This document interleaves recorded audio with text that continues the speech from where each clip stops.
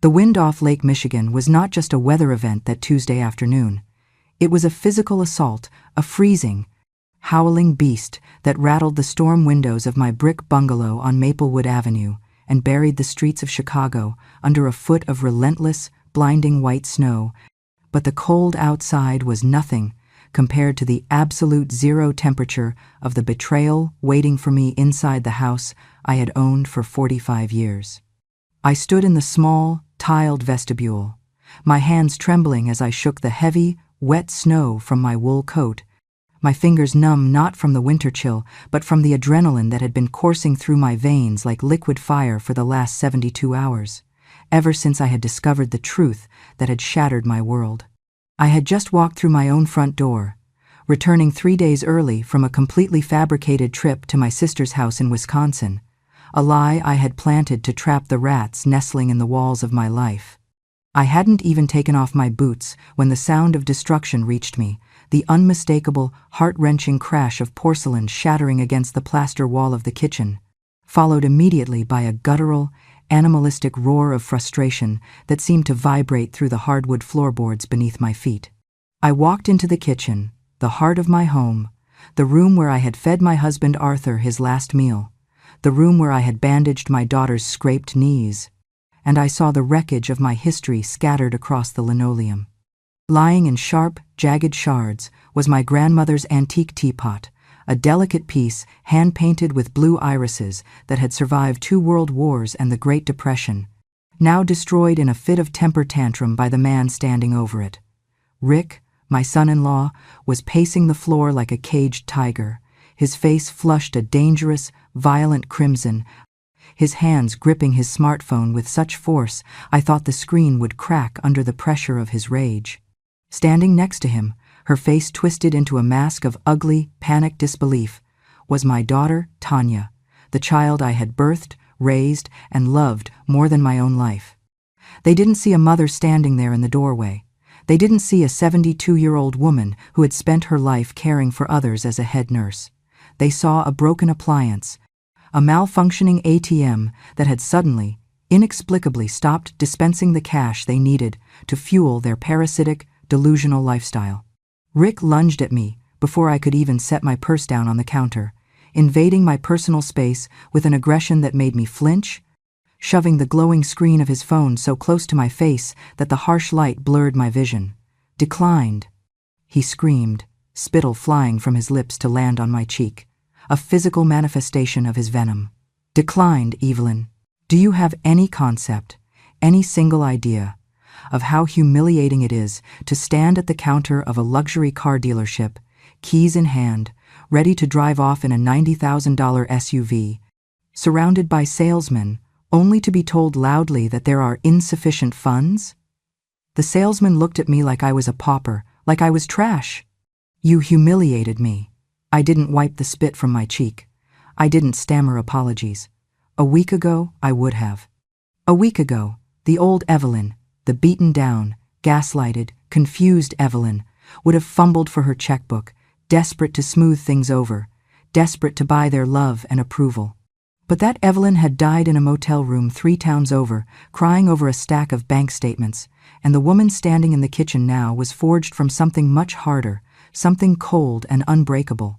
I looked at him, really looked at him for the first time in years, seeing the frantic sweat beading on his forehead, the expensive designer watch on his wrist that I had unknowingly paid for, the soft hands of a man who hadn't done a day of honest work in 4 years, and I felt a calm settle over me like the surface of a frozen lake, deep and dangerous.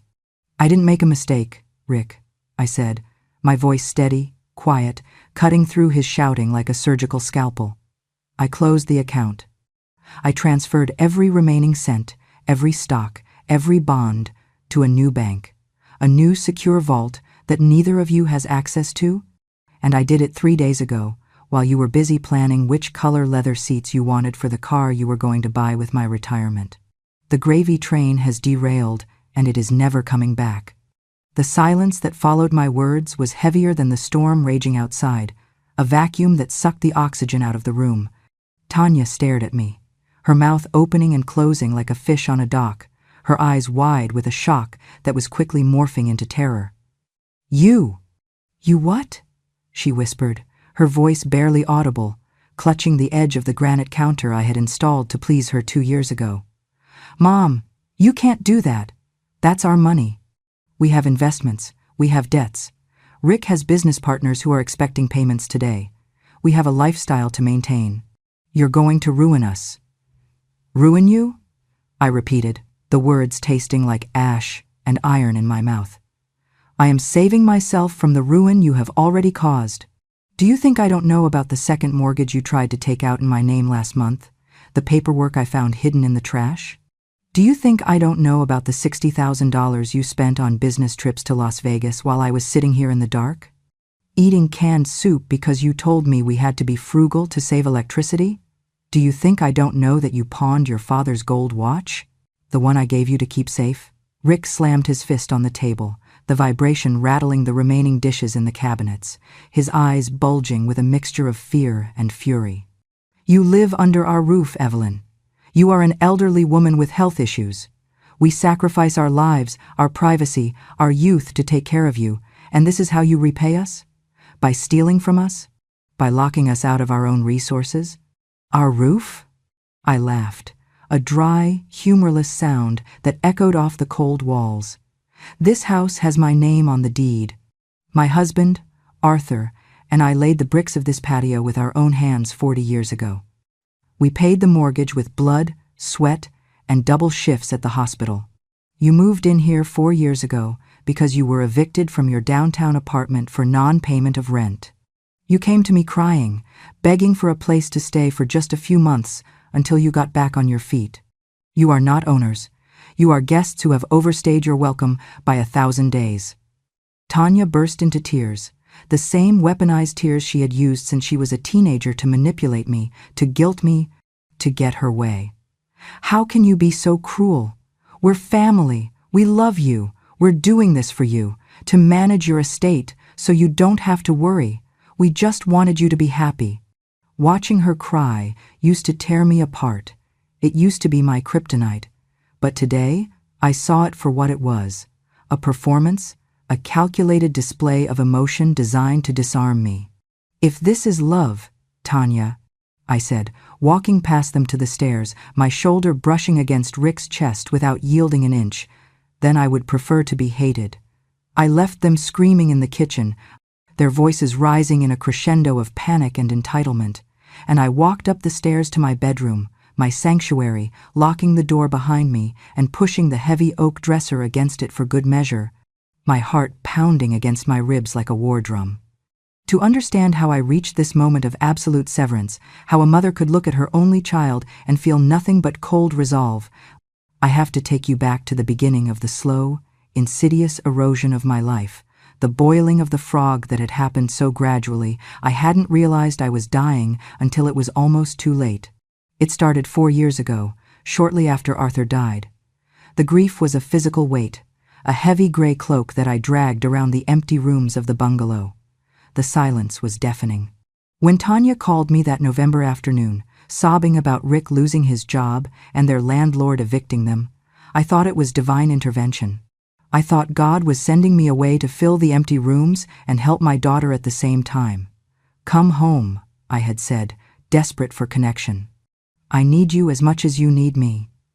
The first few months were a honeymoon period, a deception of the highest order. They were helpful, attentive, kind. Rick mowed the lawn. Tanya cooked Sunday dinners.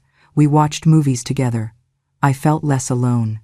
But looking back, with the clarity of hindsight, I see the grooming process. It started small, harmless requests.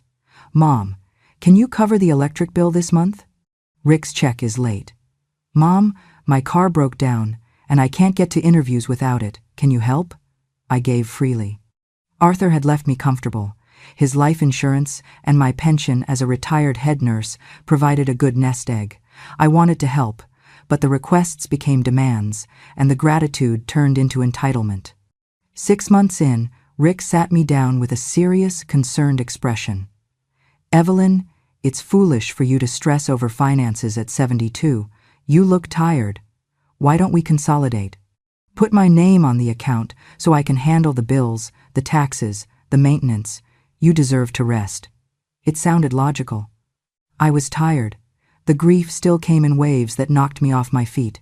So, I signed. I handed over the keys to the kingdom, believing I was being taken care of. That was when the mask slipped, revealing the monsters beneath. The first change was the atmosphere in the house.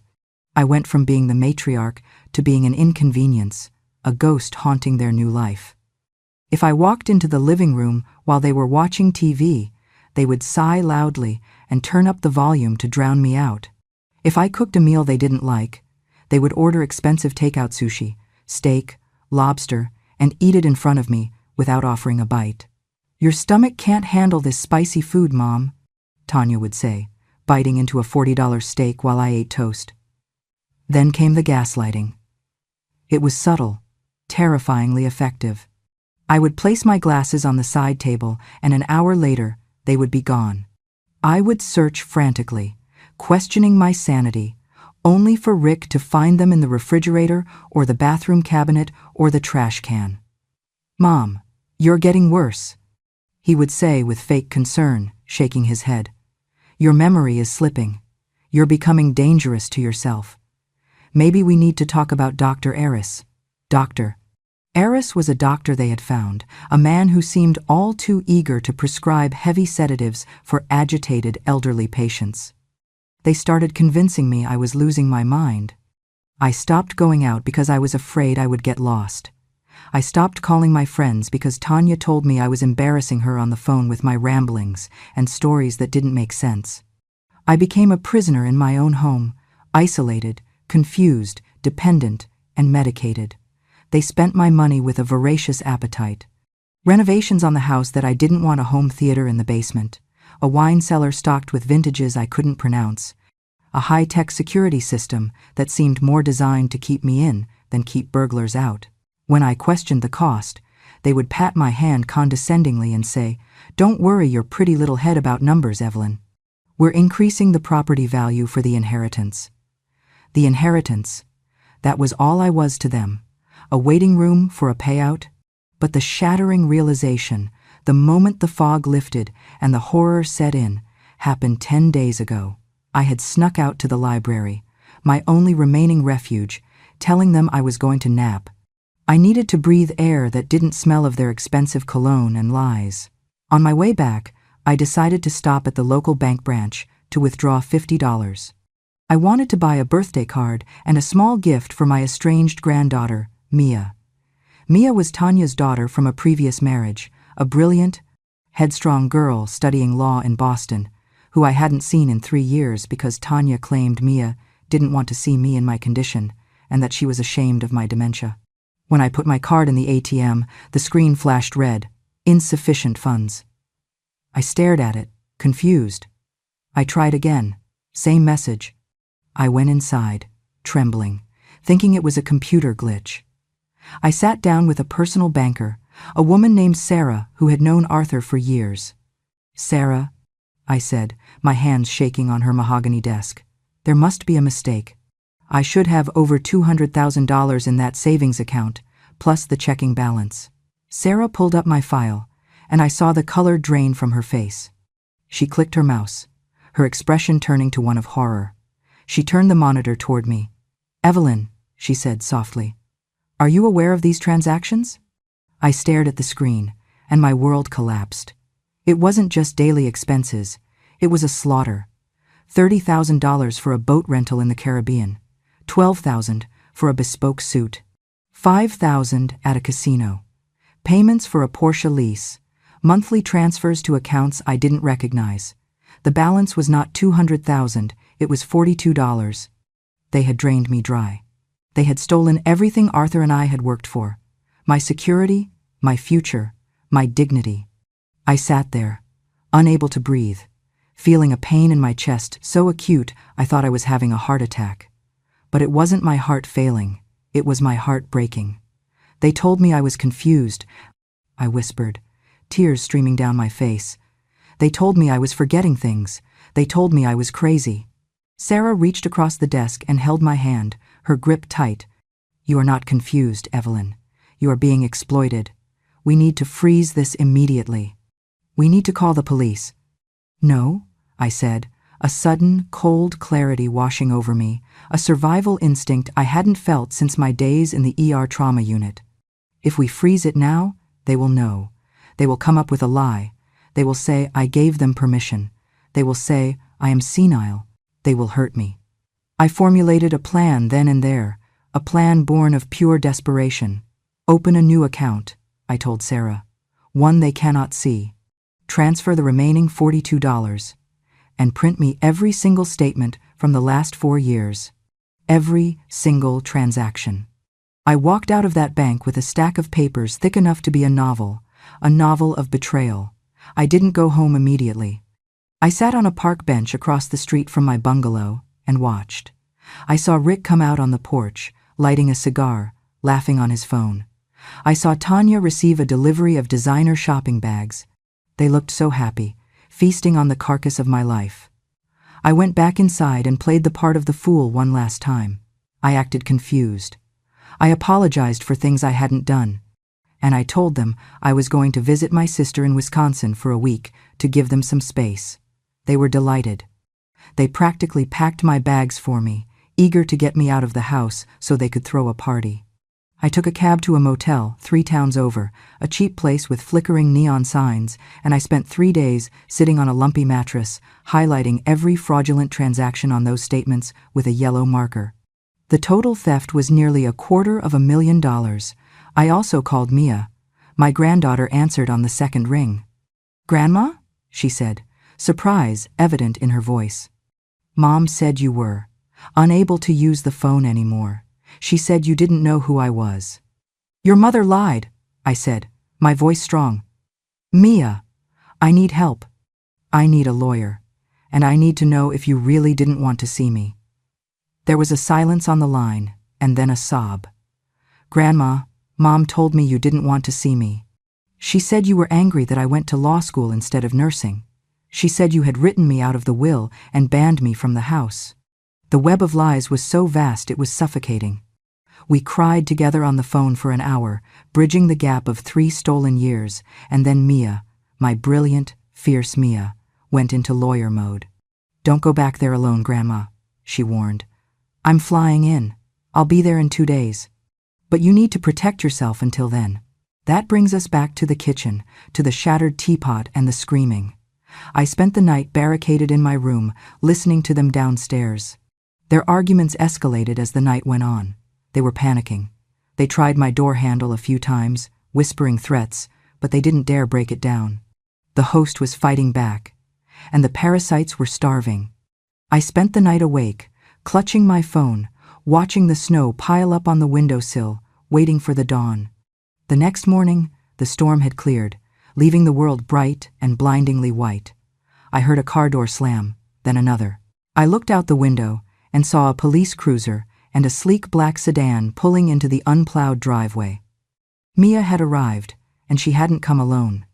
I moved the dresser, unlocked the door, and went downstairs, moving past the pile of broken porcelain still on the floor. When I opened the front door, Mia rushed to me, burying her face in my shoulder. She smelled of cold air, expensive shampoo, and justice. Behind her stood a police officer and a man in a suit who I assumed was a senior partner from her firm. We walked into the kitchen where Rick and Tanya were sitting, drinking coffee, looking haggard, aggressive, and hungover. When they saw the police officer, Rick stood up so fast his chair toppled over. "What is this?" he demanded, trying to muster his usual bluster. "Evelyn, did you call the cops on your own family? Are you having another episode?" She didn't. Mia stepped forward, her voice ice cold, her posture rigid. "I did. I am Mia Vance, representing Evelyn Moore. And this is a formal notice of immediate eviction and a temporary restraining order." Tanya looked at her daughter as if she were seeing a ghost. "Mia? What are you doing? You can't represent her against us. We're your parents. She's sick. She doesn't know what she's doing." "And she is your mother," Mia shot back, slamming a file onto the table. "I have the bank statements, Mom. I have the records of the elder abuse. I have the emails where you discussed having Grandma declared incompetent so you could sell the house and buy a condo in Florida. I have the evidence of the forgery. It's over." The officer stepped forward, his hand resting near his belt. "Mr. and Mrs. Sterling, we have received a credible report of financial fraud and elder abuse. We are opening a criminal investigation. In the meantime, this restraining order requires you to vacate the premises immediately. You have 30 minutes to collect your personal effects and leave. If you argue, you will be arrested for trespassing." The transformation in Rick was pathetic. The blustering bully dissolved into a weeping coward in seconds. "It was a misunderstanding. We were investing for her. We were going to pay it back with interest. We just needed a little more time." "Save it for the judge," the officer said impassively. "Start packing." I sat at the kitchen table, watching them pack. It was a surreal, silent movie. They threw clothes into garbage bags.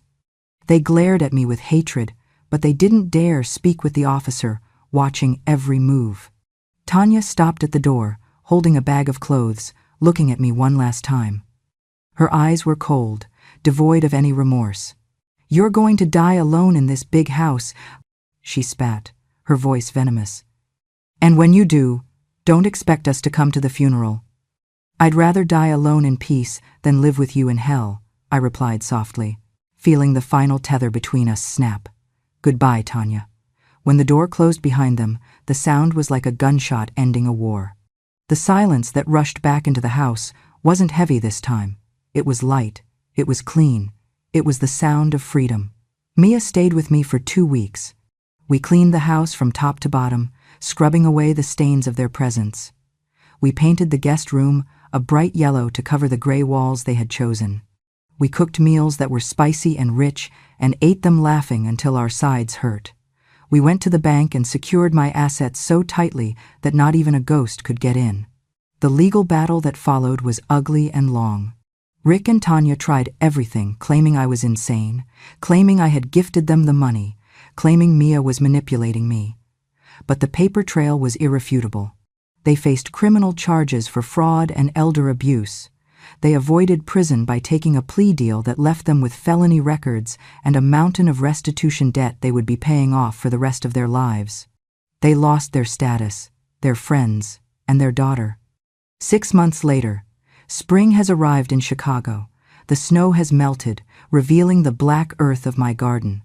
I am on my knees, planting tulips, feeling the cool soil between my fingers. I am 73 years old. I have less money than I used to, but I have enough. I have my house. I have my mind. And I have Mia, who calls me every Sunday. I realize something profound in the silence of my empty house. We are taught that family is a sacred bond that must be preserved at all costs. We are taught that a mother's love must be sacrificial, endless, a well that never runs dry. But that is a lie that allows predators to feast. Blood is not a binding contract for abuse. The most courageous act of love I ever performed was not raising my daughter. It was saving myself from her. I learned that no is a complete sentence. I learned that my dignity is not a currency to be traded for companionship. As I pat the dirt around a bulb, I think of the winter that has passed. It was long, and it was cold, and it almost killed me. But the winter is over. The sun is warm on my back. I am alone, but I am not lonely. I am Evelyn Moore, and for the first time in 4 years, I am blooming.